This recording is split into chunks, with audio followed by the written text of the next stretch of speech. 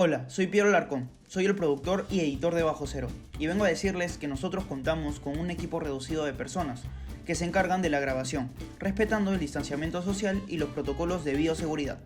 Por otro lado, también nos realizamos las pruebas moleculares periódicamente y usamos correctamente la mascarilla. Solo al momento de la entrevista, el entrevistado se la quita manteniendo el distanciamiento social. Dentro del área de grabación es constantemente desinfectada para garantizar un ambiente adecuado a nuestro entrevistado. Sin más que decir, no te olvides de poner el video en máxima calidad y disfruta de la entrevista.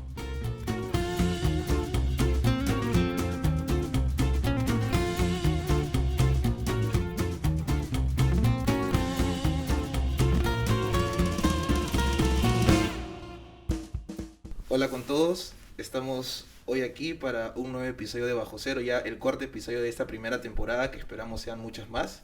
Hoy estamos con un personaje emblemático, recién está, por lo que sabemos, empezando una carrera política, pero se ha desenvuelto en otros ámbitos del Estado que han tenido mucha sobrevaloración, ¿no?, en todo este tiempo.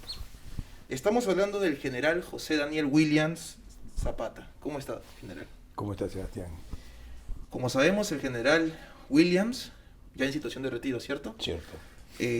Postuló al Congreso con el número 2 por Avanza País, el partido de Hernando de Soto, pero ya de eso vamos a hablar un poquito más adelante. Él es comandante en retiro del Ejército del Perú y también comandó la Operación Chavín de Wander. Claro, sí, general de división en retiro. En retiro, Ajá. ok. General, primero vamos a querer conocerlo un poquito más a usted como persona. Ahorita que nos ha permitido, y le agradezco mucho la hospitalidad de su hogar, he podido visualizar que usted tiene muchas fotos familiares. Sí, ¿Usted se considera una persona muy familiar? sí me considero una persona. Creo que la familia es muy importante. Es el núcleo más sólido.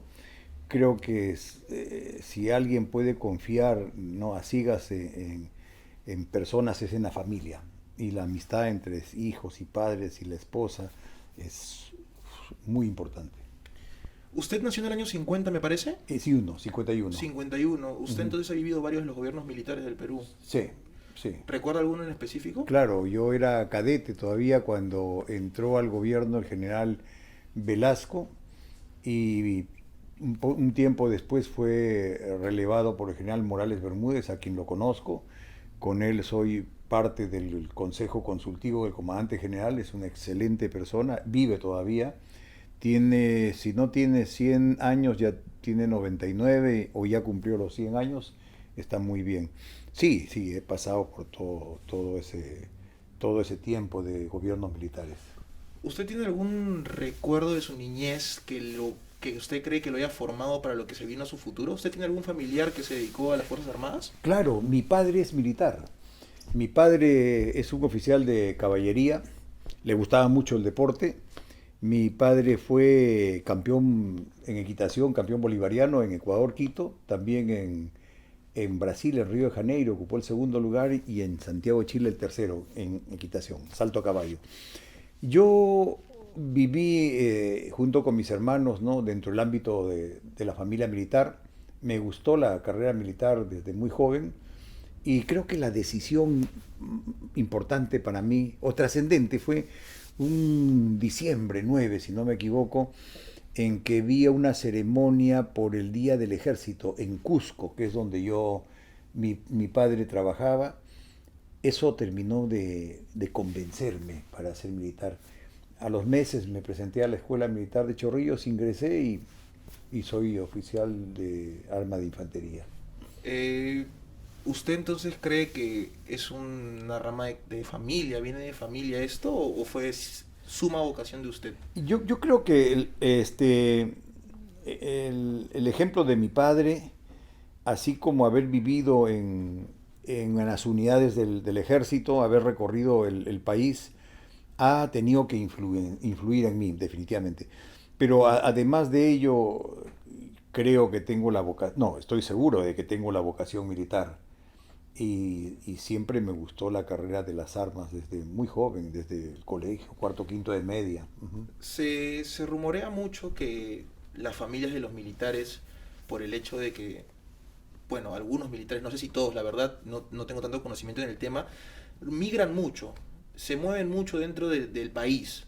¿Eso le costó a usted? ¿Usted cree que no logró hacer tantas amistades duraderas en ese tiempo? Yo no le encontré la diferencia. Primero, porque viajé con mi familia, porque como dije, mi padre es militar, y luego como oficial del ejército también viajé con mi familia, salvo a los lugares de zona de emergencia. Creo que los hijos de los militares se van acostumbrando a tener amigos en cada ciudad. Rotamos más o menos en unos 4 años, 5 años, vamos de una ciudad a otra hasta que llega un momento en que ya no puede, los hijos tienen que quedarse porque ya llegan a cuarto de media, quinto de media, entran a la universidad, entonces ya quedan en una ciudad que puede ser Lima u otra, ¿no? Yo no tuve mayor problema, mis hijos tampoco, ¿no? Ellos han viajado con nosotros, salvo a zonas de emergencia, donde no estaba permitido. ¿Usted es casado? Sí, soy viudo ahora. Ahora, sí, lamentablemente. sí. ¿Usted qué estudios realizó en lo que vendría a ser el ejército, cierto? Usted siempre perteneció al ejército. Yo soy del ejército. Yo en el ejército hice todos los cursos que el ejército exige que se realicen en todos los grados. El CAEN es el último. Y luego también he cursado 2 maestrías y soy magíster en 2 maestrías que las he cursado, pero no tengo el grado porque se me pasó el tiempo. Y sí, soy magíster en Desarrollo y Defensa Nacional. También he hecho un doctorado en Gobierno y Políticas Públicas. Y enseño en las escuelas de la Fuerza Armada y también enseño en una universidad en la San Ignacio Loyola.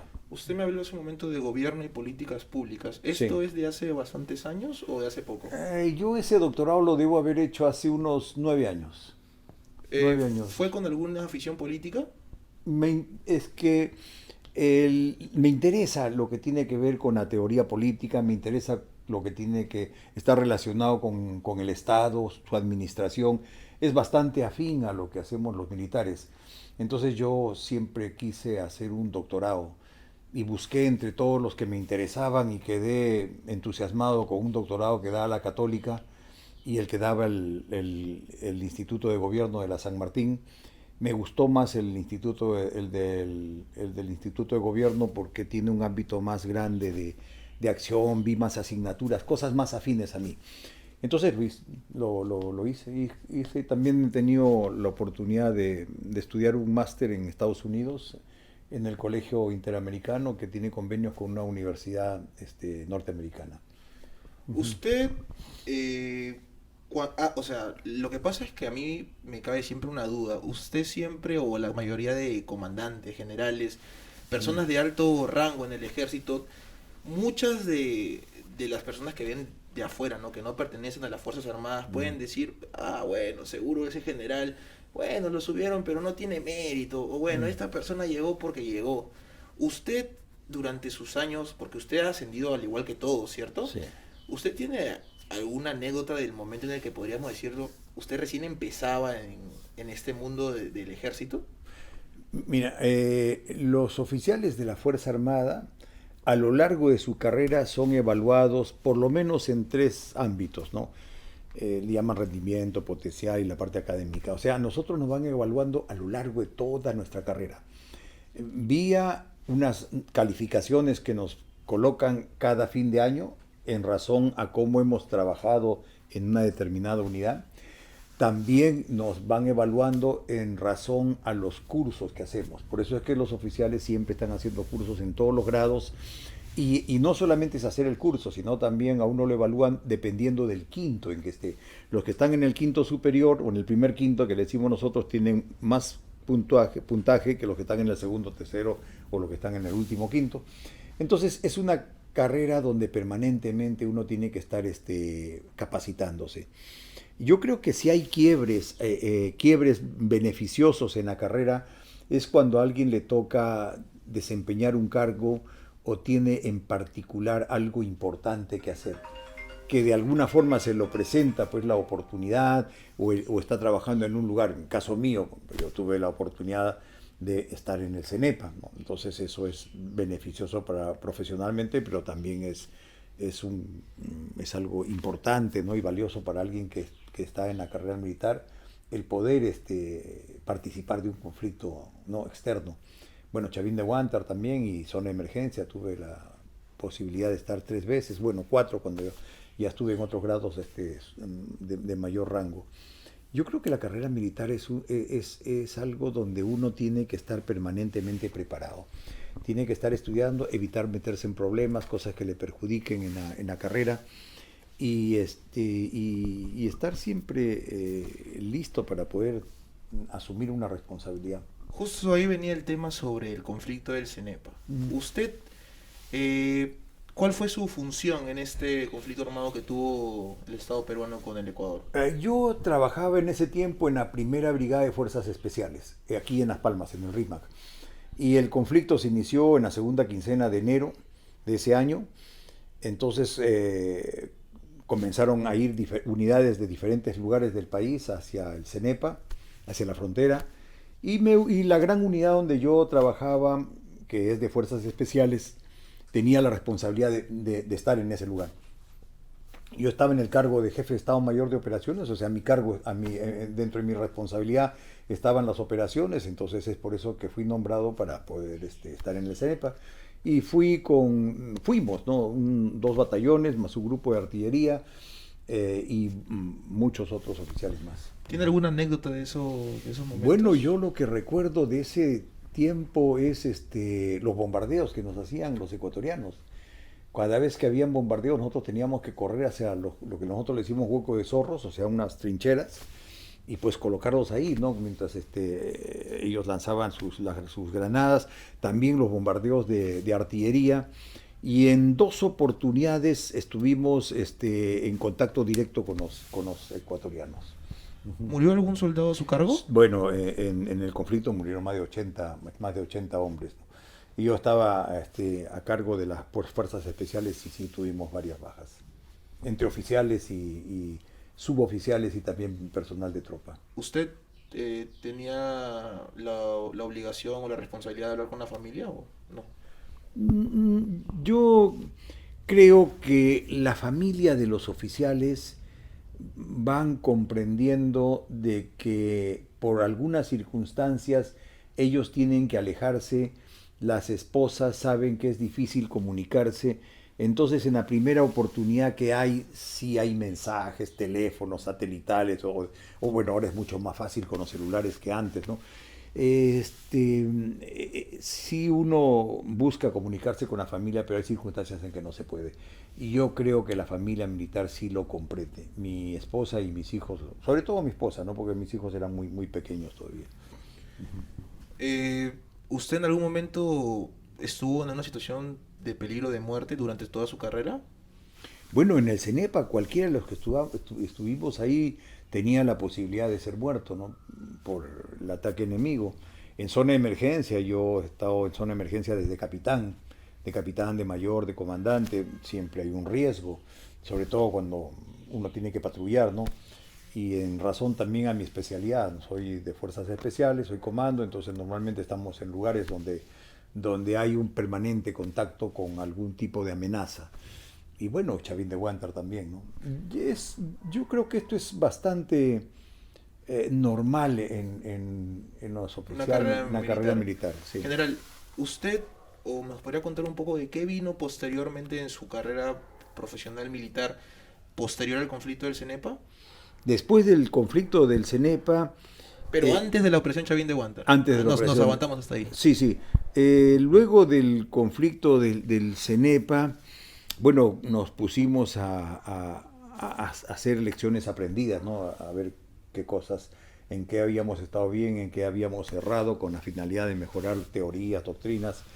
Yo recuerdo que en ese tiempo yo aún seguía en la Brigada de Fuerzas Especiales y me enviaron a los Estados Unidos, sí, estuve unos meses en Estados Unidos haciendo un curso, capacitándonos más, pero pasó muy poco tiempo, porque terminó el conflicto del CENEPA y luego ahí nomás en el año 86, a fines del 86, ya vino la toma de la embajada del Japón por parte de los terroristas y la operación de rescate fue el 87, el 97 y el conflicto el 95, ¿no? O sea, 95, ¿no? El 96 ya toman los terroristas la residencia en diciembre y luego viene la operación de rescate. Todo fue muy seguido. Muy seguido. Muy Usted, seguido. pero sí hubo tiempo para que usted pueda hacer ese viaje a los Estados Unidos Sí, antes. fue inmediatamente después de CENEPA, es que nos enviaron a un grupo de oficiales a los Estados Unidos. ¿Usted ya era comandante antes del conflicto de CENEPA? Yo en el conflicto del CENEPA, yo era coronel.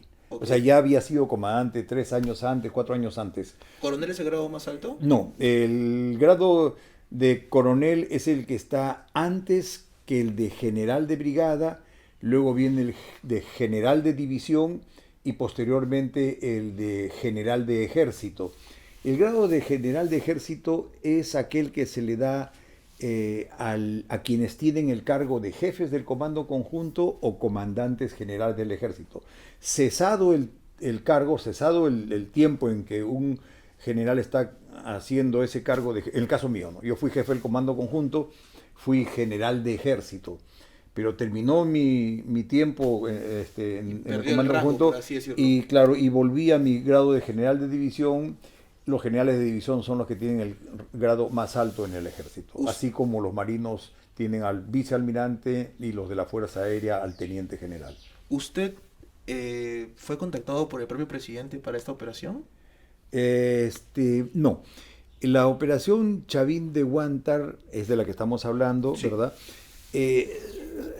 Tuvo como se le dio responsabilidad a las unidades de fuerzas especiales que están capacitadas para ese fin.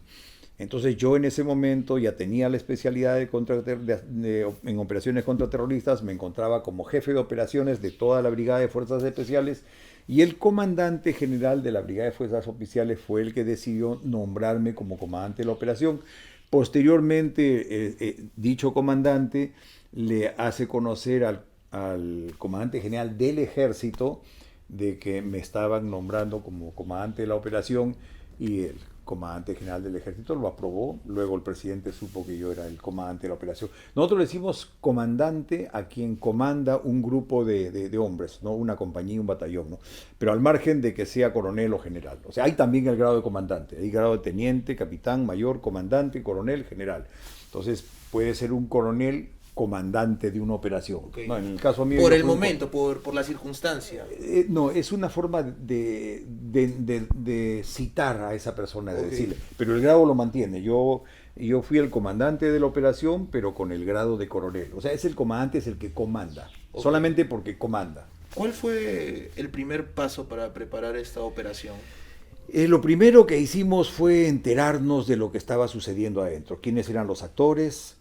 Me refiero a terroristas, me refiero a rehenes, luego el lugar donde estaban ellos, las características de la casa, los lugares de acceso y todo lo que tenía que ver con información de esa naturaleza. Para ello nos valemos de lo que es la inteligencia. La inteligencia nos dio información, estuvo a cargo del servicio de inteligencia y nosotros comenzamos a entrenar. Sucedió la operación, me acuerdo, un 17 de diciembre y a eso de las 20 horas... Al día siguiente, a las 6 de la mañana, ya estábamos terminados de organizar. 8 o 9 de la mañana yo estaba junto con mi comandante general, con el jefe del comando conjunto, y luego de ahí comenzamos a entrenar todos los días, en el día, en la noche, en todo momento. Visitamos a las casas que estaban, le decimos nosotros, casas aledañas. ¿Como civiles? No, nos íbamos vestidos de policías. Íbamos vestidos de policías y los carros nos dejaban dentro de las cocheras de esos carros, de esas casas que están en el perímetro de la residencia del embajador. Y de ahí podíamos ver nosotros hacia el interior. Todas esas casas que están alrededor de la casa del embajador fueron alquiladas por el servicio de inteligencia y nosotros podíamos llegar a ese lugar y desde allí veíamos el interior de la casa. Usted, durante todo este proceso que se prepara la operación, ¿en algún momento se desestimó la operación? ¿Dijeron no va? No. Nosotros nos preparamos para hacer la operación. Desde un principio se prepara una fuerza con el objeto de que al final pueda hacer la operación, cumplir la misión. Sin embargo, el Estado o el gobierno políticamente tiene el derecho de conducirla porque este es un tema de responsabilidad política. Entonces el gobierno lo que intentó en ese tiempo, como se hace normalmente, una salida pacífica. O sea, buscó vía conversaciones hacer que los terroristas se rindan o que puedan irse a otro país. Cuba era uno de los lugares Como donde asilados podía irse políticos. como asilados políticos. Si eso no funciona, entonces un Estado tiene el derecho de hacer uso de la violencia con la finalidad de disminuir los daños que podrían darse con los rehenes. ¿Se contemplaron alguna otra opción además de la de los túneles y las explosiones subterráneas? Esto funciona así. Se hace un plan de operaciones y luego ese plan va evolucionando en el tiempo conforme a informaciones que lleguen, conforme a tecnología que tengamos y conforme a especialistas que lleguen a la patrulla. O sea, es el mismo plan que va mejorando cada vez hasta cuando llegue el momento de ser aplicado, se entiende que ese plan ya ha recibido una serie de inputs y varias digamos, ventajas más que lo hacen mejor para cumplir la misión. O sea, siempre los planes se mejoran. ¿Desde el inicio se contempló explosiones? El inicio del plan, al inicio nosotros teníamos debíamos llegar hasta como una cuadra o media cuadra de la residencia, de ahí bajar, correr hacia donde está la casa y tomarla por asalto. Ese plan no iba a funcionar, era para una emergencia si comenzaban a matar a los rehenes, pero obviamente que eso no iba a servir porque íbamos a tener muchas bajas con los rehenes. Entonces lo fuimos mejorando porque lo siguiente fue que como te dije, tuvimos las casas del costado. Entonces ya teníamos que llegar a las casas de los costados y era mucho más fácil saltar hacia el interior. Y después hicimos los túneles. Entonces los túneles nos aproximaron aún más hacia la casa. Entonces ese es el mejoramiento que se fue dando en el plan hasta que llegamos al óptimo. Nosotros hacíamos los entrenamientos, recuerdo que los hacíamos más o menos entre 38 y 42 segundos. Quiere decir que desde el lugar donde un hombre partía hasta que llegaba a la habitación que le tocaba controlar o que nosotros le decimos dominar, demoraba más o menos 42 segundos, pero sin enemigos. O sea, corriendo solamente, bajando, subiendo escaleras y llegaba al punto. El día de la operación en el lado sur se demoró el rescate 18 minutos y en el lado norte, que fue un poco más duro, demoró algo de 28 minutos. O sea, cambia la cosa porque ya tenemos explosiones, disparos, enemigos. Y bastante. Etc. Claro, entonces cambian las cosas, pero uno entrena con la finalidad de estar óptimos, ¿no? Si usted me pudiera hablar y dándome su opinión personal, si fuese usted la decisión y no hubiese tanta politización de la decisión, ¿no? De entrar y a la misma forma... O sea, es entendible, no son personas las que están adentro, Sí. sean lo que sean terroristas o no son personas. Uh-huh. ¿Usted hubiera adelantado esta operación? No, la operación no se da en razón a que uno le ponga el tiempo y tiene que hacerse en esa fecha. Sí, se puede considerar una fecha apropiada, pero las condiciones que se dan, ¿no?, en el escenario son las que marcan el inicio de la operación. Las condiciones estaban en que los terroristas estuvieran jugando fulbito. Eso significa que iba a ser a las 3 de la tarde, más o menos. Significa que no deberían haber rehenes en el primer piso junto con los terroristas. Entonces, tienen que darse una serie de condiciones como para que la operación pueda tener éxito. Sin embargo, lo que se puede fijar es un rango del día, ¿no? Del día para este caso. Para este caso podía ser entre un lunes o martes. Decidí que el lunes no sea porque nos faltaban terminar algunas cosas, pero la hicimos el martes. Hay operaciones donde se pone puntualmente el día y la hora, ¿no? En el caso nuestro podíamos tener un margen de algunas horas, pero no más porque si demorábamos por algo la operación corríamos el riesgo de que nos detecten, ¿no? Porque ya era público que una fuerza de 148 hombres había salido de la Brigada de Fuerzas Especiales, si bien no público para el dominio civil, ¿no? Sí era de dominio de los militares que vivían en esa brigada. Ellos ya sabían, lo podían comentar con unas personas, con otras, podía llegar a la prensa y se perdía la sorpresa. O sea, hay un margen de tiempo siempre. ¿Cómo describiría usted, y yo sé que usted debe saber a qué me refiero, al diario La República? Allá pues el Radio de la República, yo pienso que los periodistas que tuvieron a cargo ese artículo cometieron un error. Y yo he tenido la oportunidad de estar unas 2 o 3 veces, hasta más, en universidades hablando de este tema. Y he escuchado a periodistas que criticaban muy fuerte esto y los alumnos mismos no les parecía correcto. Bien, al respecto yo creo que cuando hay un problema de Estado de esa naturaleza, todos deben internalizar el problema. Y si es que un medio de comunicación detecta algo, pues por encima de la noticia, que yo sé que para el periodista es muy importante, por encima está la seguridad nacional o por encima están los asuntos de Estado. Entonces ahí es donde debe estar esa línea, ¿no?, del profesional que tiene en consideración antes que la noticia asuntos de seguridad de Estado. Esa noticia no ha debido darse.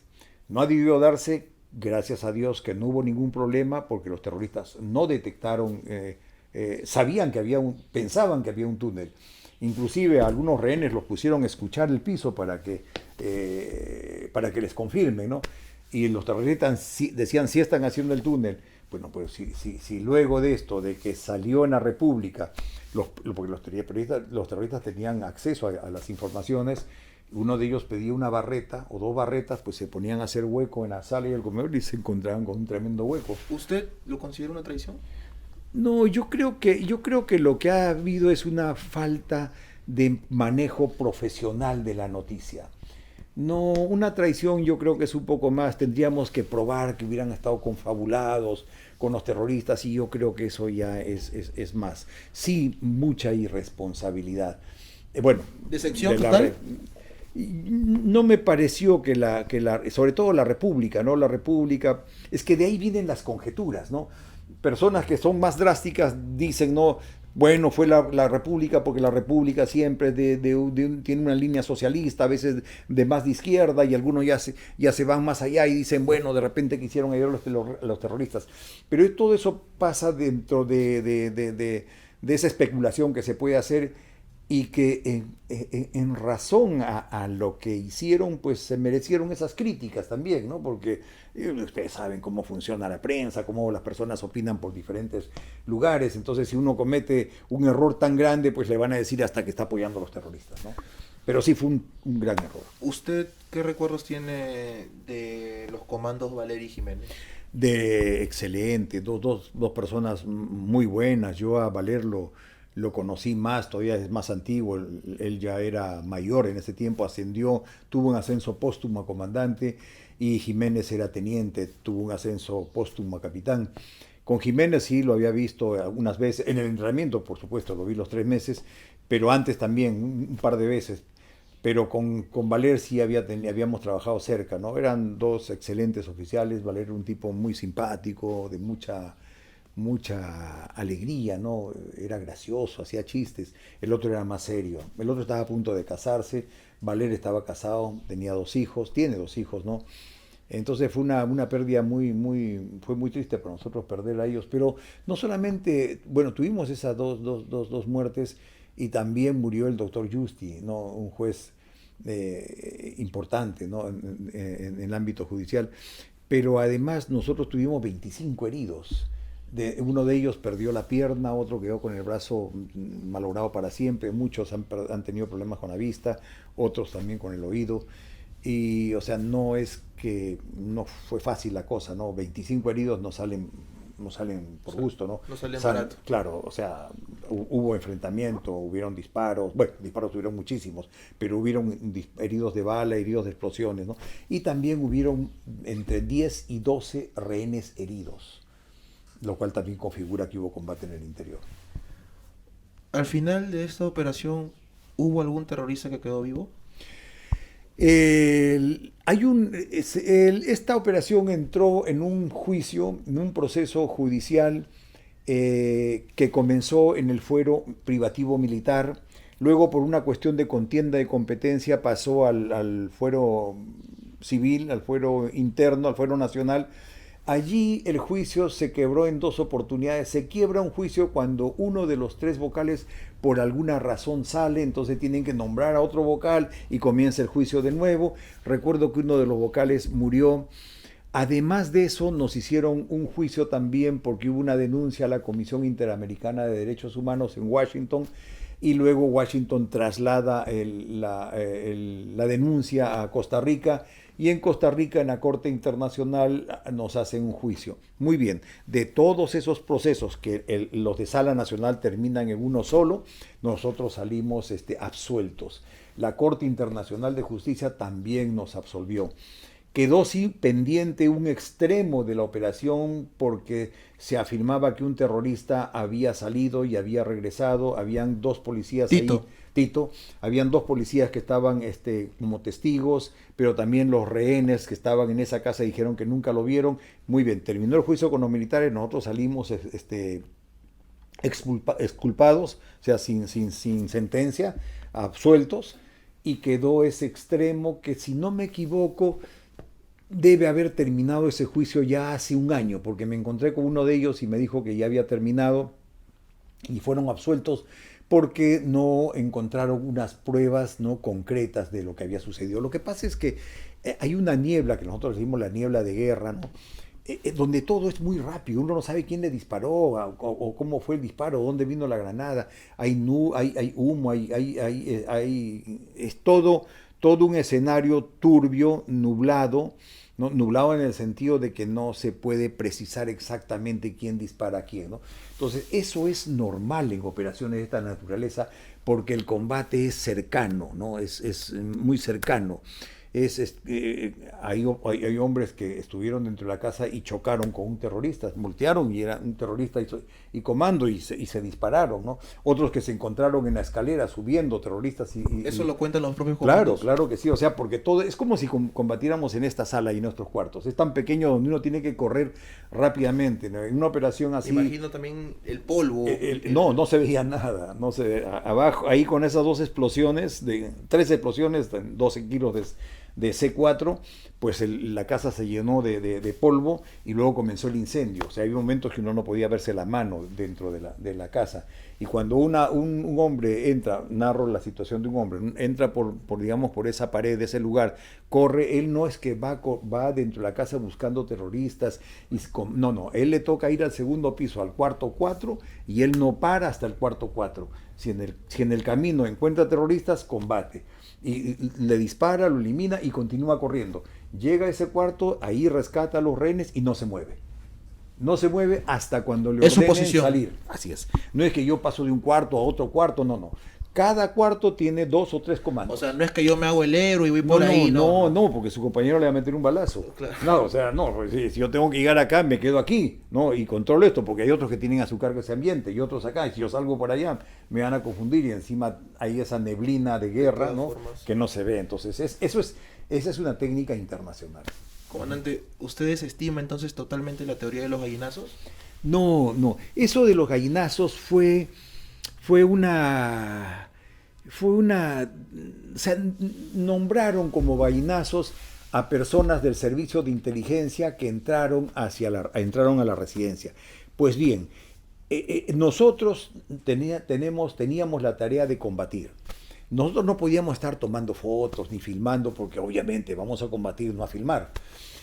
Todas las operaciones de esta naturaleza, operaciones y combates de la Primera, Segunda Guerra Mundial, Vietnam, Corea,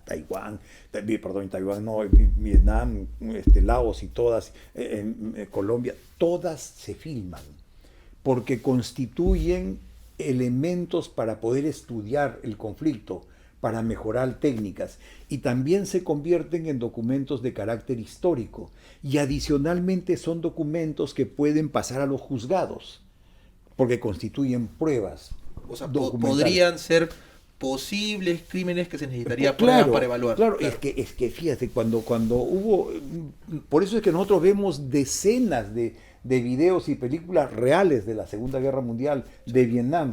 Tenemos toda la filmación para cuando los comandos y la inteligencia de Colombia rescata a Iris Betancourt y se filmó toda. O sea, filmar es normal. Muy bien, dicho eso, alguien tenía que filmar. No van a filmar los hombres que están combatiendo.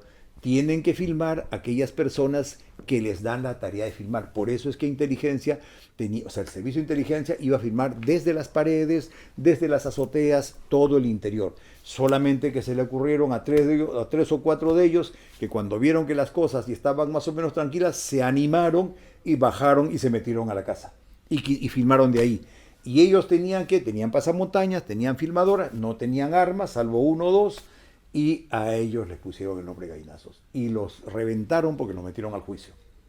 Por haberse salido de un escenario que, o sea, ya la emoción lo bajó, porque ellos no son parte de la patrulla, no fueron parte de la patrulla, ellos tienen otro comando, nosotros otro comando. No podemos mezclar si ahorita que yo les explico esto, para entrar a una casa entran 5 o 7, pero uno entra detrás de otro y a una distancia de medio metro, un poco más. Entonces imagínense un fotógrafo ahí, no va. No hay forma. No hay forma, no puede estar adentro. Posteriormente a esta célebre hazaña, ¿no? Porque la verdad es calificada como una de las mejores acciones militares. La califican de la como una de las operaciones de ¿Usted qué rescate, siente al respecto? Yo siento satisfacción, orgullo. Pienso que mi carrera militar tuvo un punto muy importante, un hito muy importante, ¿no? Para mi vida profesional y siempre yo estoy muy reconocido de todos esos valiosos hombres, ¿no? que conformaron la patrulla tenaz. También hago reconocimiento a la gente de inteligencia, a los administrativos. Todos somos un equipo a los que llamamos la fuerza de intervención, compuesta por la patrulla, inteligencia y la parte encargada de la administración, que nos dieron absolutamente todo y de manera oportuna. Yo me siento orgulloso de haberlos comandado, de haber sido su jefe. Creo que son las personas más valiosas que he conocido. ¿Cambiaría algún detalle de esta operación? No, lo que podríamos hacer es que una operación es lo que Clausewitz le decía, ¿no? Lo llamaba como las fricciones. Las fricciones son esa diferencia que hay entre lo que se planea y lo que se hace. O sea, yo planeo una cosa y me debe salir muy bien, pero cuando ese plan que está en un papel lo llevo al terreno, me voy a encontrar con un enemigo que de repente fue mayor que el que calculé, me voy a encontrar con que ese día llovió, y me voy a encontrar con que la quebrada, ¿no? Que está en la carta o en el mapa de una forma resulta que era mucho más profunda, o me voy a encontrar que estaban, no sé, niños por ahí. Entonces siempre hay una diferencia entre lo que uno hace y ejecuta ya en la práctica y lo que planea. Y eso no solamente para la parte militar, en todas partes hay fricciones. Uno puede planear, ustedes planean todo esto muy bien y de pronto se encuentran, por decir, con un enchufe que necesitaban, ¿no? Que de 3 patitas, por decir, no, y no había. Entonces les cambia todo el escenario. O que se encuentran que ese día no hubo luz en la casa. Entonces, claro, ¿qué cosa ayuda a solucionar lo planeado de lo que se conduce? Cuanto más ensayos se hagan, cuanto más previsiones tomen, cuanto más cosas llevemos para solucionar el problema. Nosotros teníamos que abrir un hueco en una pared, porque nosotros entramos por 9 sitios, o sea, por puertas, ventanas y paredes, y todas se tienen que romper con explosivos, porque nadie la va a abrir de adentro, ¿no? Entonces, y llevamos una carga para cada pared donde uno iba a entrar. Pero ¿qué pasa si falla esa pared, esa carga? Tenías que tener otra detrás, y otra teníamos en el túnel. Y que esas cargas funcionan con unos explosivos instantáneos. O sea, uno lo mete a un generador de electricidad y explota. Es como ese cuadro que tenemos al frente, que bueno, no lo pueden ver las cámaras, pero está al frente. En la edición. Claro, entonces en todo el perímetro se pone el explosivo, se detona y se hace un hueco rectangular. Nosotros, en lugar de poner un fulminante, le poníamos 3. Por las dudas. Por las dudas. Y en lugar de tener una fuente de energía, me refiero, por ejemplo, una batería genera energía, teníamos un explosor de ingeniería, explosor de fuerzas especiales, y teníamos una batería de carro y electricidad. Nos asegurábamos por todas partes. Esos son los detalles que hacen que en muchos sitios estudien esta operación, porque tuvo muchos detalles que evitaron que se dieran mayores fricciones. ¿Usted recuerda tal vez alguna persona con la que usted trabajaba en ese momento que le dijo algo a usted que usted puso en práctica y ahora lo agradece? No, todos partidos. Yo les daba bastante libertad a los comandantes a ver, nosotros nos organizamos en 5 elementos: elemento de mando, elemento de asalto, apoyo, seguridad y francotiradores. Entonces, cada uno tiene una responsabilidad. El elemento de asalto dividido en 2 partes: primer piso, alfa; segundo piso, delta. Entonces, el jefe del primer piso tiene que entrenar con su gente, corregir todo lo que necesita hacer. Yo lo superviso y le doy la primera tarea. Pero en cada una de las habitaciones hay un equipo, y esos 5 hombres tienen que tener la iniciativa de ver cómo entran mejor.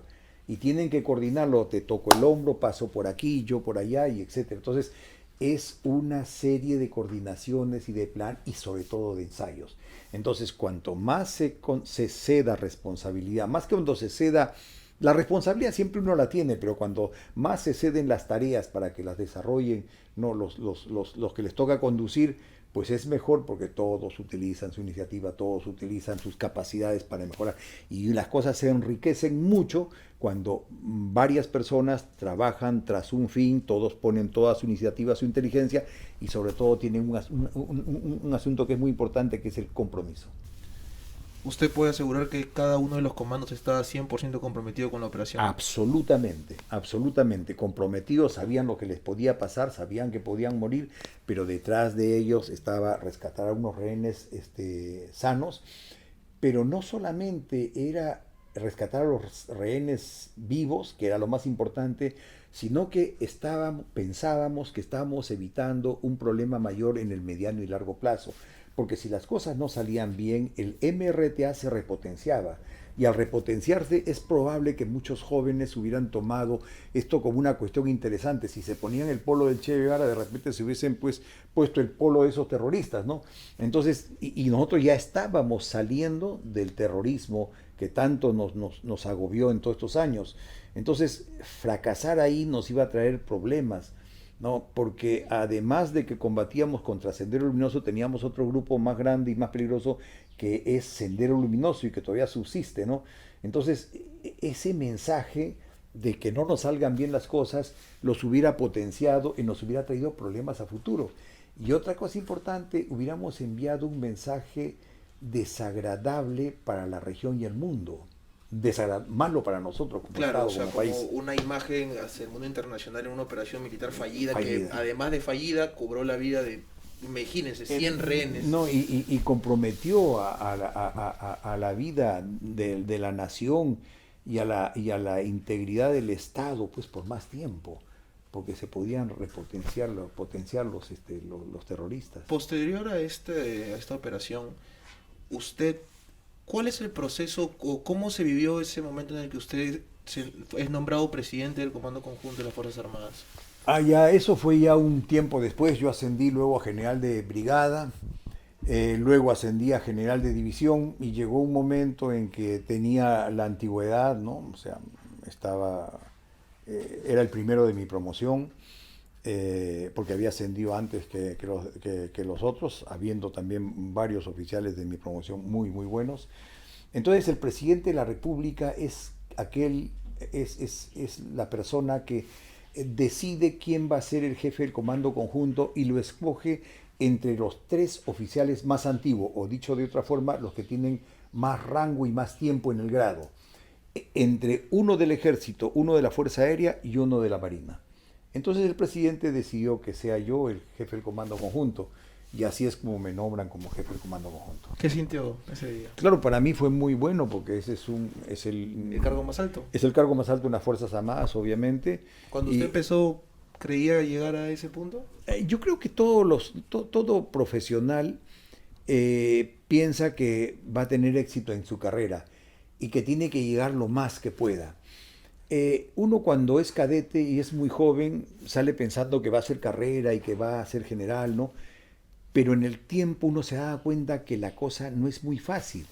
En mi caso, en mi promoción, nosotros egresamos de la Escuela Militar 242 cadetes ya convertidos en subtenientes o alfereces, 242, pero solamente al comando del ejército llega uno y al comando de las Fuerzas Armadas llega otro. O sea, son dos, ¿no? O a veces solamente uno, porque no le tocó que en su promoción llegue uno a comandar el instituto o la Fuerza Armada.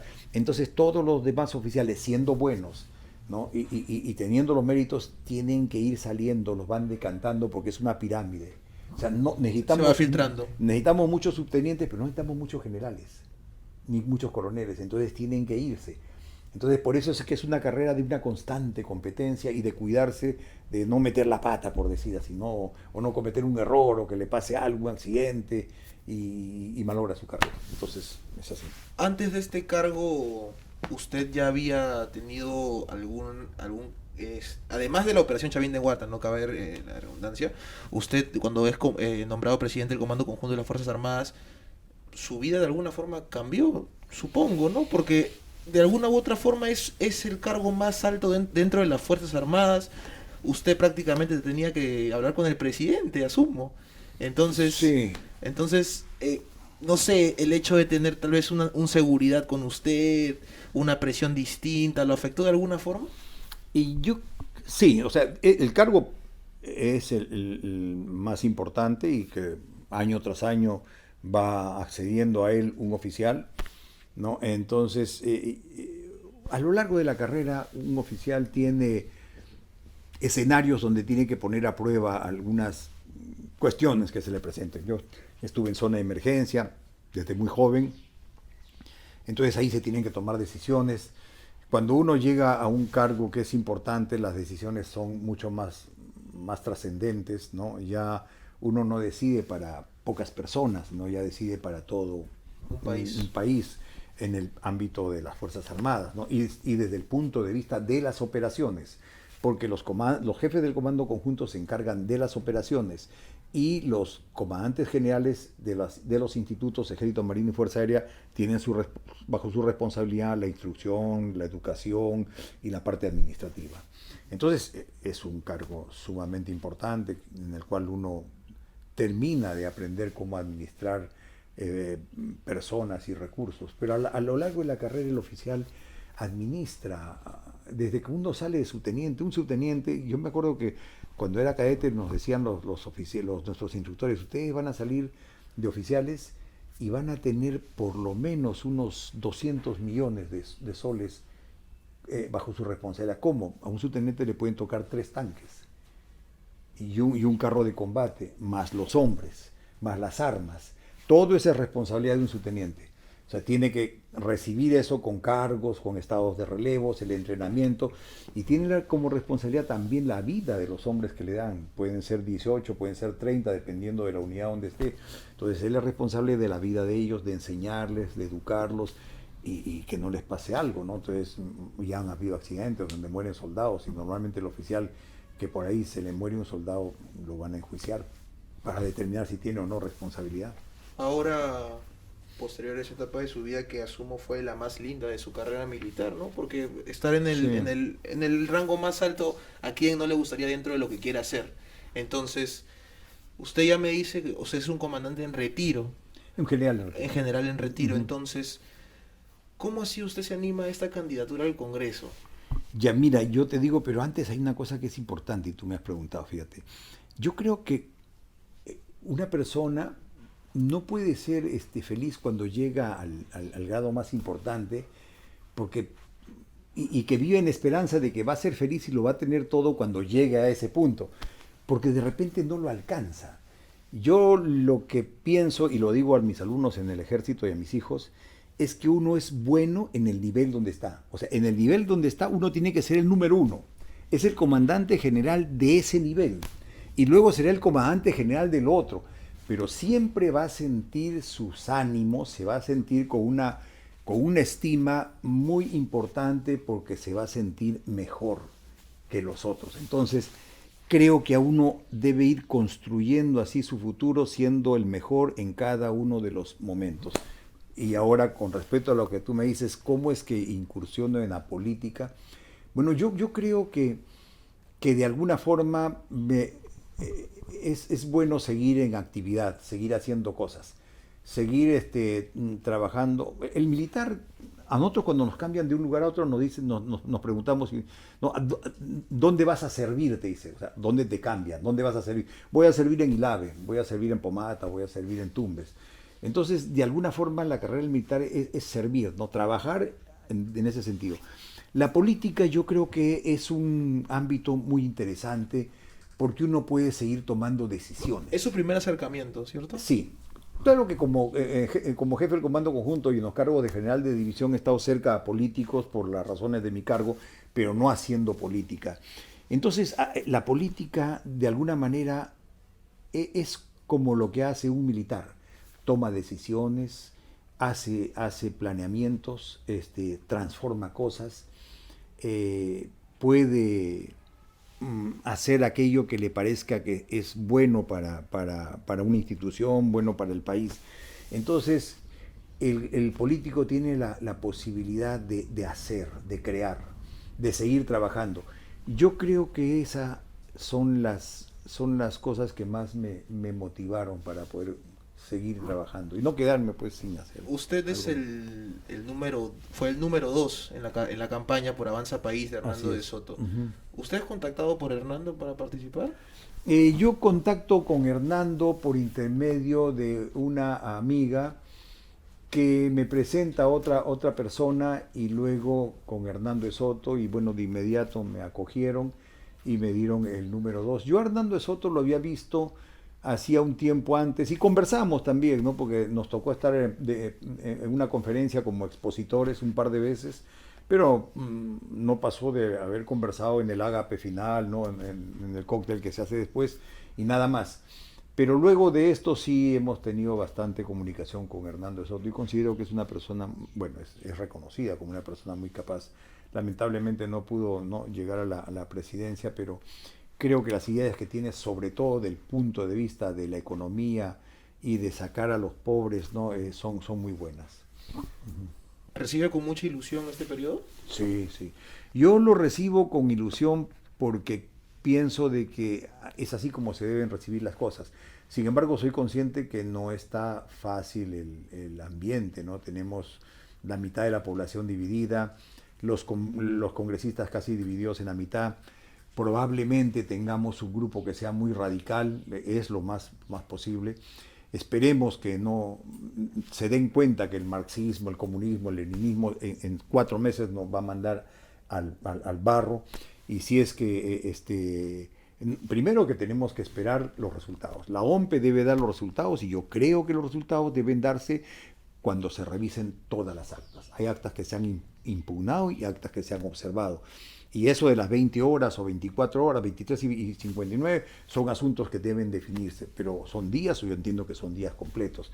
Entonces, que se termine de revisar eso, cuando se termine de revisar esto y salga elegido uno de los dos candidatos como presidente, pues tenemos que reconocerlo, quien sea, porque esa es la democracia.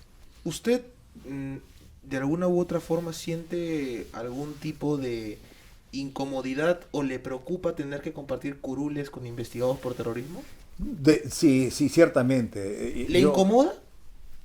Me fastidia un poco, pero no me hago un problema porque pues vamos a alternar con ellos y si es que de alguna forma pretenden llevar las cosas hacia sus fines, pues están todos los demás, y en particular los que somos militares, para oponernos a todo ello. Desde un primer momento, usted podría hoy día en este programa decir que los va a combatir ferozmente si es que ellos piensan imponer algún tipo de su creencia. Mire, el marxismo, el leninismo, el maoísmo, con sus pocos que le han sacado a Mariátegui, es el comunismo expresado en Cuba y en Venezuela, en la región de Latinoamérica. Es lo mismo que pasa en Laos y en Corea del Norte. Fracasan, van a fracasar, no van a funcionar. No es posible funcionar cerrando los grandes proyectos nacionales, haciendo todo lo que dice el plan de Cerrón, ¿no? Haciendo reformas agrarias, limitando las importaciones, no acogiéndose a los intercambios comerciales. a la economía social de mercado, eso definitivamente nos va a traer problemas. Es un hecho. Yo, a ver, solamente haciendo un ensayo, bueno, que lo han hecho tantas veces que voy a repetirlo, ¿no? Suponiendo de que haga lo que él ofreció en un principio, ¿no? Nacionalizar, que es lo mismo que estatizar, nacionalizar los grandes proyectos nacionales y entregárselos a los gobiernos regionales. Oiga, los gobiernos regionales pueden con ajustas con su presupuesto y hay algunos que hasta se lo llevan, ¿no? ¿Cómo van a poder administrar un Queyabeco, un Toromocho, que tiene economistas, financistas, relaciones internacionales, hacen inversiones? De todas formas, yo considero que el modelo comunista que imparte Cerrón y Perú Libre, yo siento que son de alguna u otra forma personas limitadas en el sentido de que ven la economía como esto es así, esto es así, pero la economía varía tanto, hay tantas variables, tantas realidades distintas en el país, y que se le quiera dar autonomía a ciertas gestiones que, en el peor de los casos, como se ha mostrado en la televisión, gestiones de Perú Libre en provincias, en gobiernos regionales, que primero no ejecutan su presupuesto y además están enjuiciados ahora por temas de corrupción, me parece hasta un poco hipócrita de parte de ellos, parte de lo que profesan, ¿no? Parte de lo que dicen, de lo que van a cumplir. Yo creo que ahora que están saliendo en los medios que han encontrado $500,000 en un lugar, la campaña misma del señor Castillo, que ha requerido mucho dinero, bueno, yo me imagino que deben haber cubierto bien sus espaldas y deben mostrar quién los financiaron después, porque probablemente vayan a tener problemas si es que no justifican todo ese dinero, ¿no? Entonces no voy a hacer que la emoción los ha llevado adelante y no saben luego cómo justificar. No quiero decir de que hagan dineros ilegales ahí, pero todos tenemos que rendir cuentas de lo que hicimos. Por otra parte, lo que dice Bermejo, el señor Bermejo y Cerrón, pues eso no funciona. Ese marxismo que ellos se quieren poner, creo que es el marxismo de 1917 de los rusos, o el del 48 de Mao Zedong, el de Lenin del 17 del siglo pasado, ¿no? Entonces eso no va a funcionar, ni siquiera Venezuela tiene esto así. Entonces esos son extremos, ¿no? Y lo que sí tenemos que tener bastante cuidado, ¿no? Primero que tenemos que definir esto para ver quién sale presidente elegido y que funcionen bien las cosas. En el supuesto de que saldría este señor Pedro Castillo, tendría que hacer una serie de cambios, golpes de timón a lo que quiere hacer, porque no va a aguantar mucho tiempo. La economía se le va a caer. Y hay una cuestión que es bien importante y que me trae a colación ahora. Yo ayer o anteayer vi a un tipo sacándole filo a su machete en el suelo. Hay otros que cuando suben a los buses muestran su machete, otros las ondas, fíjense, las ondas que lanzan piedras, ¿no? Yo creo que si esas cosas no se controlan a tiempo, se van a ir. Mostrar eso, insultar o decir que van a quemar la casa de López y de Montoya. Y si mañana hay esos movimientos y comienzan los insultos, las cosas pueden irse de la mano, ¿no? Porque están moviéndose de tal forma que tanto las autoridades, los líderes de esos partidos y de otros partidos tienen que poner la calma. Los líderes intermedios, ¿no? O sea, no me refiero solamente a los de la cabeza, los intermedios y los líderes de los niveles bajos tienen que poner las cosas en calma, porque si no se pueden ir. Y hay que tener mucho cuidado con eso. De todas formas, y evidentemente que la policía, lógicamente, tiene que estar atenta, ¿no? Si hay un tipo que anda haciendo desmanes, pues ya lo detendrán. Lo deben detener, porque va a ser muy difícil hacerlo después. Nosotros le agradecemos por la entrevista, por habernos abierto su hogar, a que podamos estar hoy con usted. Le agradecemos eso, le deseamos la mejor de las suertes en esta próxima legislatura 2021-2026, que esperamos pueda ser realizada con todo éxito y sin ningún tropiezo en el camino por parte de este posible gobierno que, no, bueno, en mi caso yo espero no se dé, pero si se tiene que dar, se aceptará y se tratará de mejorar en el camino para que el Perú pueda seguir prosperando. Sí, yo también espero que sea así. De alguna forma, si usted pudiera dirigirse a los jóvenes que tal vez quisieran impartir o experimentar en una carrera militar o tal vez en la política, ¿qué les diría? Yo les diría a los jóvenes que piensen de que esta tierra es de ustedes. A sus padres y a sus abuelos los tocó librarlos del terrorismo y de tantas otras cosas.